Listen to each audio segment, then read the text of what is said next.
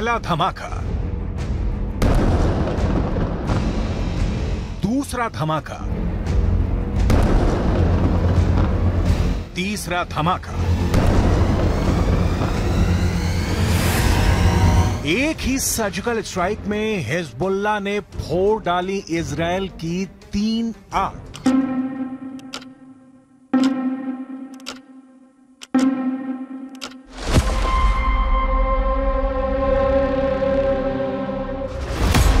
पहली आंख,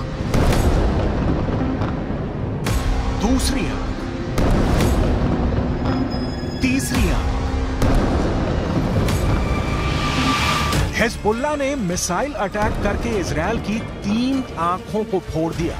ये मेरान एयर सर्वेलेंस बेस है और यहां इजराइल के रेडार और कम्युनिकेशन सिस्टम थे, जिससे वो लेबनान में हिजबुल्लाह पर नजर गड़ाए रहता था।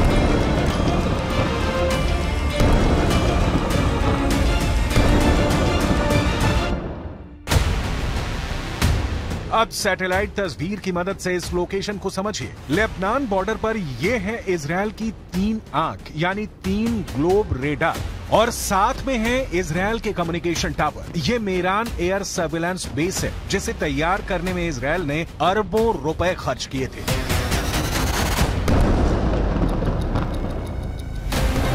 यही वजह है कि लेबनान के हिजबुल्लाह ने इसे अपना सॉफ्ट टारगेट बनाया। बेरूत में हमास के डिप्टी चीफ सालेह अल अरूरी की मौत के बाद यह हिजबुल्लाह का इजराइल पर सबसे बड़ा हमला है।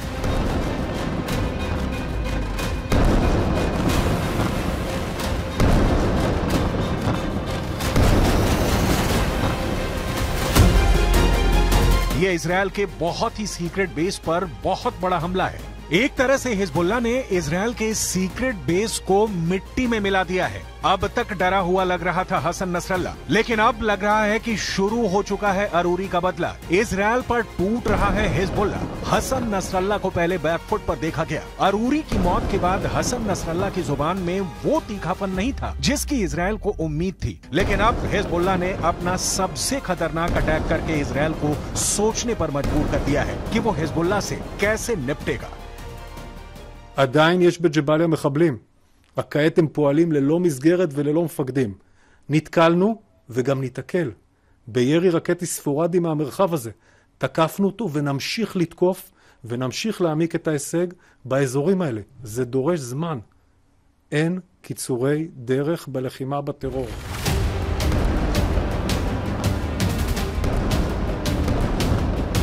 इस वक्त लेबनान और इजराइल के मौत वाले बॉर्डर पर हिजबुल्लाह का पूरा कंट्रोल है। हिजबुल्लाह अब ऐसी मिसाइल फायर कर रहा है जिसके आगे इजराइल के टैंक अपनी तोप रगड़ते हुए नजर आ रहे हैं। हिजबुल्लाह ने निकाली हैं 3 बहुत ही खतरनाक एंटी टैंक मिसाइल और मल्टी बैरल रॉकेट लॉन्चर। ये मिसाइल ईरान से सप्लाई की जाती रही हैं और ऐसी मिसाइलों का हिजबुल्लाह के पास बहुत बड़ा जखीरा है। हिजबुल्लाह 3 तरह की एंटी टैंक गाइडेड मिसाइल इस्तेमाल कर रहा है। ये है कॉर्नेट, इसकी रेंज 5 किलोमीटर तक है। ये रूस की मिसाइल है, लेकिन अब ईरान इसका देसी वर्जन देहलाविया तैयार कर चुका है और ऐसी बहुत सी मिसाइल अब हिजबुल्लाह के पास है। दूसरी है BGM-71 TOW टो anti tank guided missile. Range है 3.5 किलोमीटर। ये अमेरिका में बनी मिसाइल है, लेकिन अब इसकी नकल ईरान तैयार कर रहा है और उसने हिजबुल्लाह को सप्लाई की है। तीसरी है 85 कॉनकोर्स, रेंज 4 किलोमीटर। ये भी रूस ने बनाई है और अब ईरान में ये तोसान नाम से तैयार की जाती है। इन्हीं मिसाइलों से हिजबुल्लाह ने इजराइल के मेरान एयर सर्विलांस बेस पर हमला किया है। ये तीनों मिसाइल बहुत ही घातक है और जिस तरह से इन्होंने इजराइल के अड्डे उड़ाए हैं, उससे ये बात साबित हो जाती है। हिजबुल्लाह का दावा है कि उसका हर हमला इजराइल को मुंहतोड़ जवाब है। बताया जा रहा है कि हिजबुल्लाह ने इस अड्डे को उड़ाने के लिए 60 से ज्यादा मिसाइल फायर की हैं और सभी अपने टारगेट पर लगी।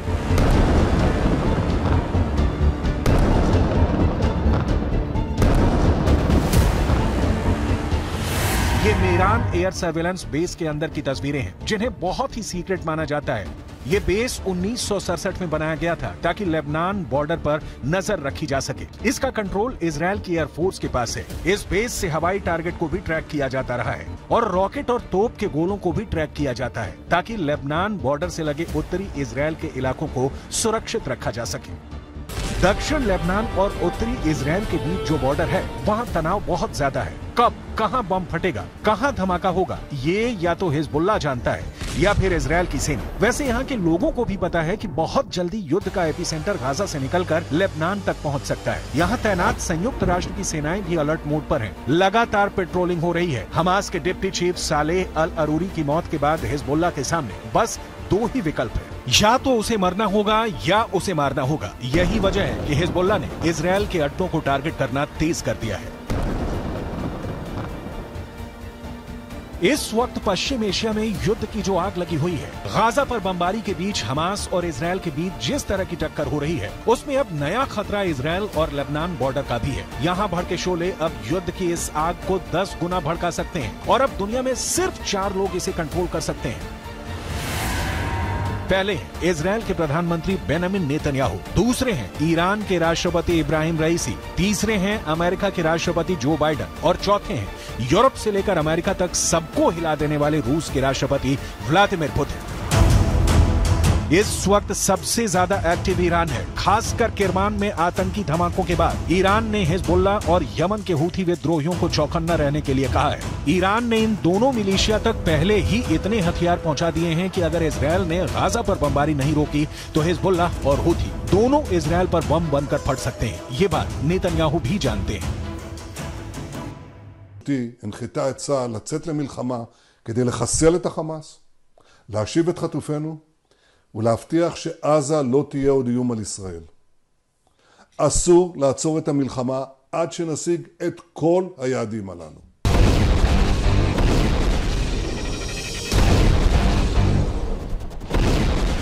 जब से सालेह अल अरूरी को इजराइल ने ड्रोन स्ट्राइक में मारा है, तनाव बहुत ज्यादा फैल गया है। ये ड्रोन स्ट्राइक बेरूत के दहिया इलाके में हुई, जिसे हिजबुल्लाह का गढ़ माना जाता है। दहिया में जब सालेह अल अरूरी को जब हमास के ऑफिस के करीब देखा गया, तब इजराइल का ड्रोन मौत बनकर टूट पड़ा। इस हमले में सालेह अल अरूरी के अलावा 5 और लोग मारे गए जो हमास के ही अधिकारी थे। सवाल है कि क्या अरूरी की मौत का बदला अब सीधा युद्ध होगा, जिसमें बड़ी लड़ाई इजराइल और हिजबुल्लाह के बीच होगी। ऐसा युद्ध जिसमें इजराइल की तरफ होगा अमेरिका, जबकि हिजबुल्लाह की मदद करेगा ईरान। हालांकि बेंजामिन नेतन्याहू इससे पहले ही बेरूत को गाजा बनाने की धमकी दे चुके हैं। תקפנו מטרות רבות של חיזבאללה, חיסלנו מחבלים רבים, ואני שב ואומר, אם חיזבאללה יבחר להיכנס למלחמה, הוא יעשה את טעות חייו. देखा जाए तो हिजबुल्लाह वो संगठन है जिसे ईरान से पूरी मदद मिलती है और ईरान हिजबुल्लाह को इजराइल के खिलाफ एक बड़े हथियार के तौर पर इस्तेमाल भी करता आया है। लेकिन इजराइल ने अगर हिजबुल्लाह का हाल हमास जैसा करने का फैसला किया तो लेबनान में वर्ष 2006 वाले युद्ध की तबाही दोहराई जा सकती है। 2006 में हिजबुल्लाह और इजराइल के बीच 34 दिन तक युद्ध चला था। तब इजराइल के 121 सैनिकों को मिलाकर 160 लोग मारे गए थे, जबकि हिजबुल्लाह के 250 लड़ाकों समेत लेबनान के 1200 लोगों की मौत हुई थी। हम अपनी वीडियो लाइब्रेरी से 17 वर्ष पहले लड़े गए इस युद्ध की तस्वीरें निकाल कर लाए हैं ताकि इस बात का अंदाजा लगाया जा सके। लेबनान का वही हाल कर सकता है जो इस बार गाजा का कर रहा है। इसलिए हिजबुल्लाह को नेतन्याहू की धमकी को बहुत गंभीरता से लेना होगा, क्योंकि इजराइल अब बेरूत को दूसरा गाजा बना देगा। ये वो साफ साफ कह रहा है। इजराइल जानता है कि अरूरी की मौत ने उसका एक दुश्मन खत्म किया है, लेकिन कई और दुश्मन उसके खिलाफ तैयार हो चुके हैं। हमास के चीफ इस्माइल हानिया ने भी कह दिया है कि इजराइल को अरूरी के मर्डर की कीमत चुकानी होगी। अरूरी की मौत से इजराइल के 3 बड़े दुश्मनों को बहुत जोरदार झटका लगा है। पहला झटका हमास को लगा है, क्योंकि सालेह अल अरूरी इस्माइल हानिया के बाद हमास में दूसरा सबसे बड़ा नाम था। दूसरा झटका ईरान को लगा है, क्योंकि सालेह अल अरूरी ने ही सीरिया में युद्ध को लेकर हिजबुल्लाह और ईरान के साथ आए मतभेद को दूर किया था।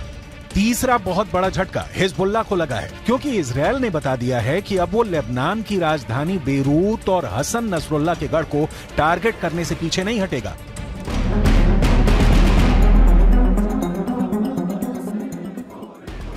इस वक्त गाजा के बाद वेस्ट बैंक में भी युद्ध के हालात बनते नजर आ रहे हैं। सालेह अल अरूरी की मौत के बाद वेस्ट बैंक में प्रदर्शन शुरू हो गए हैं। सड़कों पर हजारों लोग इजरायल के खिलाफ उतर आए हैं। हालात ऐसे हैं कि इजरायल को अब अपनी ड्रोन फोर्स को वेस्ट बैंक के ऊपर एक्टिव करना पड़ा है। देखा जाए तो वेस्ट बैंक इजरायल के खिलाफ 5वां मोर्चा है। इससे पहले गाजा की लड़ाई है, हिजबुल्लाह से लड़ाई है, हूथी से युद्ध का खतरा बढ़ता जा रहा है। इराक में ईरान समर्थित हश्द अल शाबी ने अमेरिका के ठिकानों पर हमले बढ़ा दिए हैं। अरूरी की मौत के बाद ये मोर्चे और मजबूत होंगे, इसमें कोई शक नहीं। ये युद्ध फैला तो समझ लीजिए कि बहुत से देश इसकी चपेट में आ जाएंगे।